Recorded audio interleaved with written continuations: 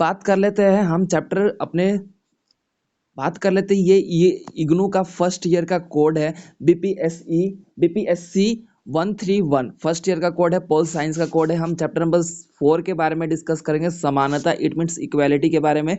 तो हमारा chapter number 4 है इक्वालिटी। इससे पहले हमने प्रीवियस चैप्टर को कवर कर लिया था, उसका लिंक मैं आपको डिस्क्रिप्शन में मेंशन कर दूंगा, आप वहां से जाके डायरेक्ट वीडियो को विजिट करके अपने चैप्टर को कवर कर सकते हैं। ठीक है, एक बात कर लिया जाए तो इक्वालिटी हमारे समानता किस रूप में टिका हुआ है। समानता यानी कि इक्वल, यानी कि मनुष्य पूर्ण रूप से सभी तौर तरीके से सामाजिक, आर्थिक और पूर्ण रूप से आपका देखा था सामाजिक, इन सभी तत्वों के रूप में आपका देखा जाए मनुष्य अगर समान हो तो वो समानता कहलाता है। अगर समानता यानी कि 4.0 की बात कर लेते हैं, उद्देश्य, तो भाई उद्देश्य क्या है, इस चैप्टर का उद्देश्य क्या है, पूर्ण रूप से आपका समानता यानी कि इक्वल करना, सभी लोगों को इक्वालिटी का जो परिभाषा है पूर्ण रूप से तर्क संगत तरीके से स्थापित करना, वो आपका इक्वालिटी कहलाता है। ठीक है, अगर हम बात कर लेते हैं परिचय, परिचय हमारा 4.1 है। परिचय क्या है, इंट्रोडक्शन क्या है भाई चैप्टर का। समानता का अर्थ है बाहरी तथा आंतरिक रूप में, राजनीतिक तथा सामाजिक रूप में और आर्थिक रूप में सभी तौर तरीकों के अनुसार सभी मनुष्य कानून के अनुसार समान हैं। समानता का मतलब है कि कानून से कोई भी व्यक्ति ऊपर नहीं है, कानून के अनुसार सभी व्यक्ति एक समान है। किसी भी जाति, किसी भी नस्ल, किसी भी व्यवस्थाओं के स्वरूप में सभी मनुष्य एक समान दृष्टिकोण के अनुसार एक समान के श्रेणी में रखे गए हैं। इसमें कोई भी भेदभाव नहीं होगा, किसी भी प्रकार का छुआछूत, किसी भी प्रकार ऊंच नीच, किसी भी प्रकार का गरीब अमीर, इस तरीके की प्रभावना या फिर भावना नहीं होगी। वो आपका समानता दर्शाता है। किसी भी धर्म और किसी भी जाति से किसी व्यक्ति का, उसकी व्यवस्थाओं का, उसकी सक्षमता जो है उसको नहीं नापा जाएगा, वो समानता कहलाता है। क्लियर हो गया। अब हम बात कर लेते हैं समानता के विभिन्न प्रकार। समानता के विभिन्न प्रकार यानी कि 4.2 है हमारा, 4.2.1 है हमारा पहला औपचारिक प्रकार। अंग्रेजी दार्शनिक जॉन लॉक के द्वारा मनुष्य जो है वो समानता पर आधारित समान विचार पे टिका हुआ है। यानी कि समानता क्या है, सभी मनुष्य का समान विचार होने को ही समानता कहा जाता है। ये जॉन लॉक के द्वारा कहा गया था। ठीक है, इसमें देखा गया कि जॉन लॉक ने यह बताया कि महिलाओं के लिए कई प्रकार की समान अधिकार को, महिलाओं को भी अधिकार मिले, महिलाओं की भी भूमिका अदा हो, इसीलिए समानता की महत्वपूर्ण भूमिका देखने को मिलती है। ठीक है, अगर हम बात कर लेते हैं समानता का अर्थ जो है वो कानून के अनुसार सभी व्यक्ति एक समान होने की प्रक्रिया को ही हम समानता के दृष्टिकोण में रखते हैं।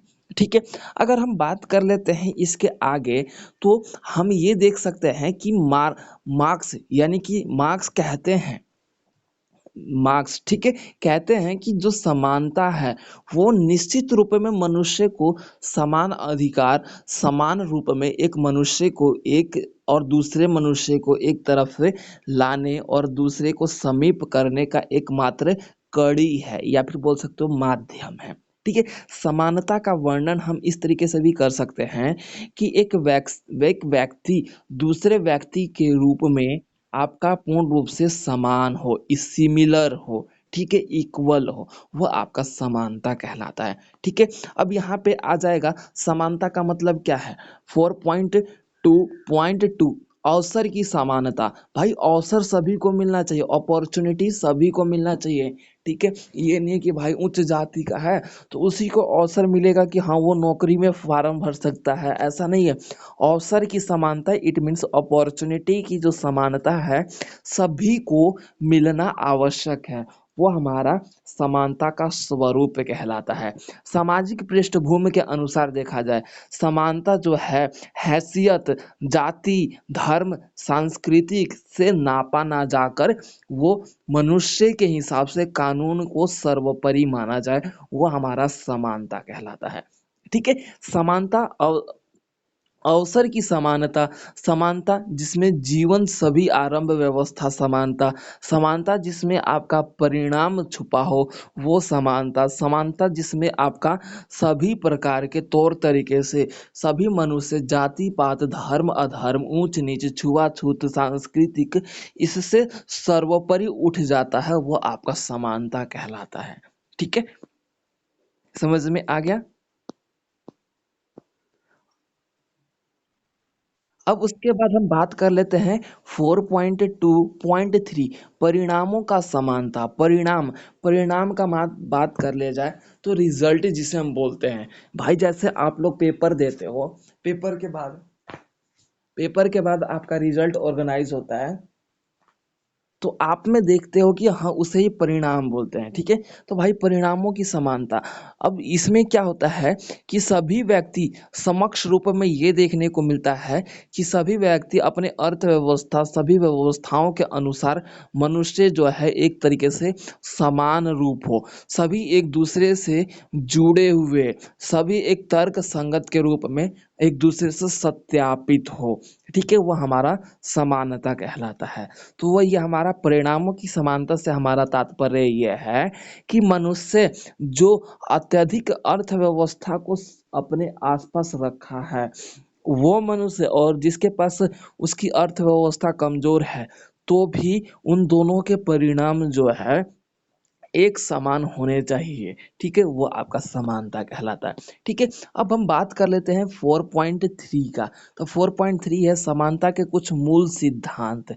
कुछ मूल सिद्धांत यानी कि प्रिंसिपल जिसे बोलते हैं, वो प्रधानाचार्य वाले प्रिंसिपल नहीं, प्रिंसिपल मतलब सिद्धांत होता है। ठीक है, अब यहाँ पे समानता का मूल सिद्धांत क्या है, जिसके अंतर्गत समानवादी समतावादी के रूप में देखा जाए, जिसमें हम एक व्यक्ति दूसरे व्यक्ति के रूप में उसकी अर्थव्यवस्था, उसकी कार्य व्यवस्था, उसकी सांस्कृतिक व्यवस्था, उसकी बोल सकते हो सहानुभूति व्यवस्था, इन सभी को ध्यान में रखते हुए उसका आय, उसका धन संपत्ति, उसकी जाति, उसका लिंग, उसका मतलब जाति पात, इन सभी को ध्यान में ना रखते हुए सभी मनुष्य को कानूनी रूप में एक समान देखा गया है। इसी को हम समानता का मूल सिद्धांत के रूप में देखते हैं, जिसमें व्यक्ति को समान अधिकार देकर जाति पात को खत्म करते हुए, धर्म अधर्म को खत्म करते हुए, लैंगिक क्रियाओं को खत्म करके, लैंगिक मतलब यानी कि सेक्सुअल जो डिफरेंशिएट होता है कि भाई नहीं महिला नहीं कर सकती, नहीं भाई पुरुष नहीं कर सकते, ऐसा नहीं, तो वो हमारा समानता कहलाता है। ये हमारा समानता का मूल सिद्धांत है। ठीक है, अब हम बात कर लेते हैं समानता का, जिसमें आपका 4.4 है समानता के विरुद्ध कुछ तर्क। कुछ तर्क यानी कि कुछ मतलब उसकी कहावतें, कुछ बातें। ठीक है, समानता एक ऐसी अवधारणा है जो वास्तव में सभी समाज के नागरिकों को प्रदान किया गया है। समानता क्या है, एक ऐसी अवधारणा है जो सभी नागरिकों को पूर्ण रूप से प्रदान किया गया है। आज के युग में अगर बात किया जाए, हेयक, फ्रीडमैन, उसके बाद नोजिक जैसे विद्वानों ने समानता को आज़ादी से जोड़ते हुए बताया है कि आज़ादी जिस तरीके से हमें प्राप्त है, ठीक उसी प्रकार से समानता जो है एक आज़ाद स्थिति है जो पूर्ण रूप से सभी व्यक्तियों को होना चाहिए। इसमें आपके बोल सकते हो कि जॉन रोल्स जो है, उसके बाद डोवोरियन की नहीं कहते हैं कि एक कल्याणकारी राज्य को बनाने के लिए सभी व्यक्तियों को एक समान दृष्टिकोण में अगर हम देखते हैं, तो ही हमारा एक राज्य है कल्याणकारी राज्य या फिर डेवलप्ड राज्य बन पाएगा। ठीक है, यहाँ तक सबको क्लियर है। अब बात कर लेते हैं हम 4.5। 4.5 है हमारा असमानता के पक्ष में उदारवादी तर्क संगतता। ठीक है, अब इसमें उदारवादी, उदारवादी उन लोगों को कहा जाता है जो दूसरे के प्रति उदारता की भावना रखते हैं, जो नक्सल और लिंग और जो बोल सकते हो नस्लवादी से ऊपर हो, जो जाति पात को ना रख के सभी को बोल सकते हैं कि भावनात्मक तरीके से एकता, सभी को अधिकार प्रदान करते हो, वो आपका उदारवादी रूप में जाने जाते हैं। ठीक है, अब उनके रूप में देखा जाए असमानता के पक्ष में उदारवादी, असमानता के पक्ष में उदारवादी क्या है भाई?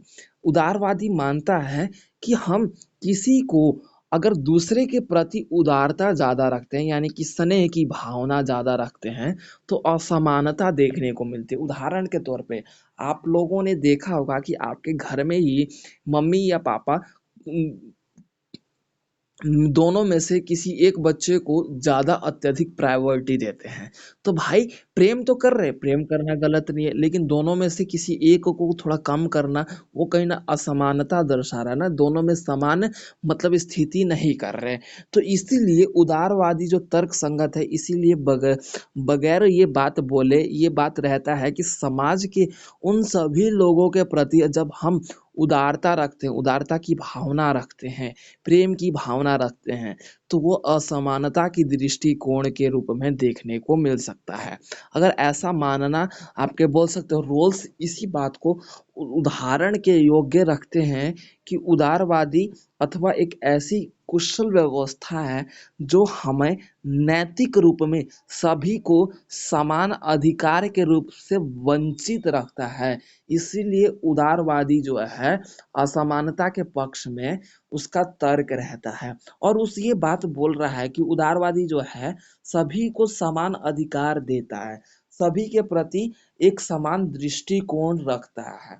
ठीक है, जिसके अंतर्गत हम अपने समानता के माध्यम से ही हम अपने आप का जीवन है सत्यापित रूप में विकसित कर पाते हैं या फिर विकास कर पाते हैं। ठीक है, तो ये था आपका 4.5। अब हम बात कर लेते हैं 4.6 का। 4.6 समानता एवं नारीवादी।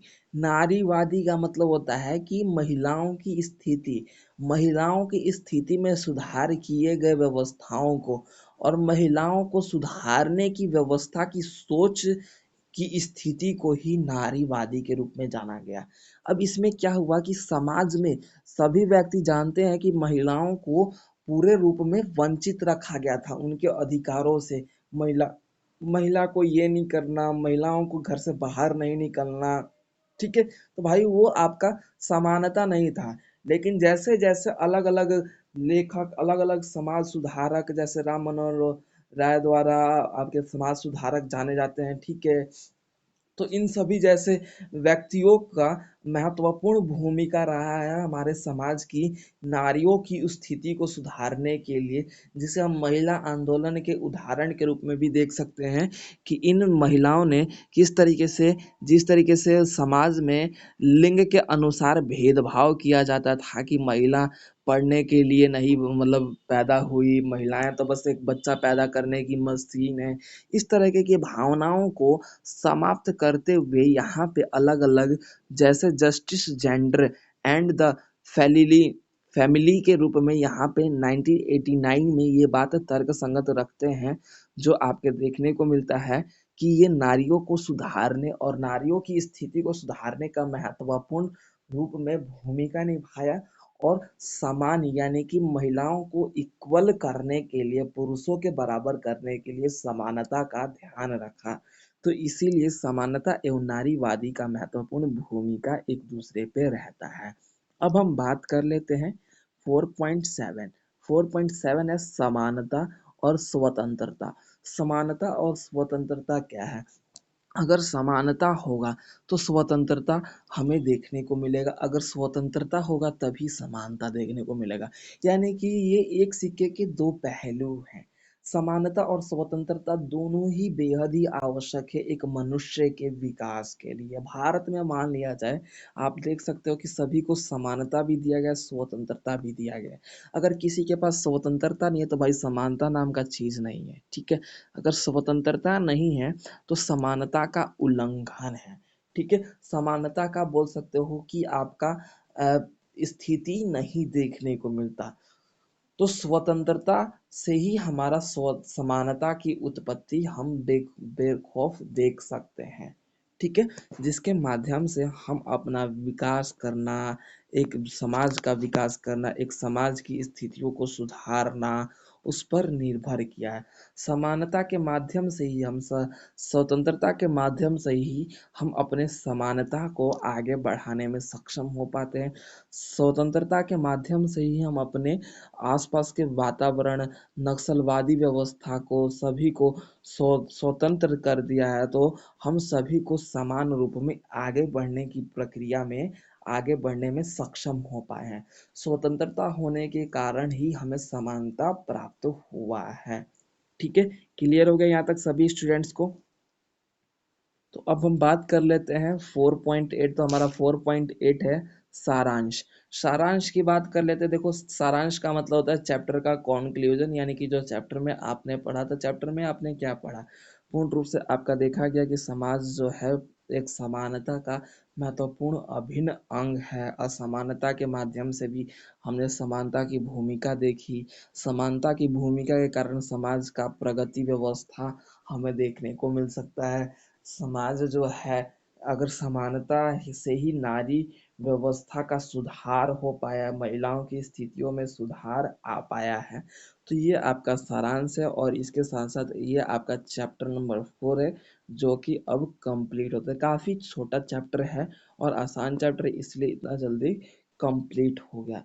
ओके एवरीवन, इससे पहले हमने इसके प्रीवियस ईयर जितने भी प्रीवियस चैप्टर जितने भी थे, उस चैप्टर को मैं उसका लिंक मैं आपको डिस्क्रिप्शन में मेंशन कर दूंगा। आप वहां से जाके उन पर्टिकुलर चैप्टर को कवर कर सकते हैं।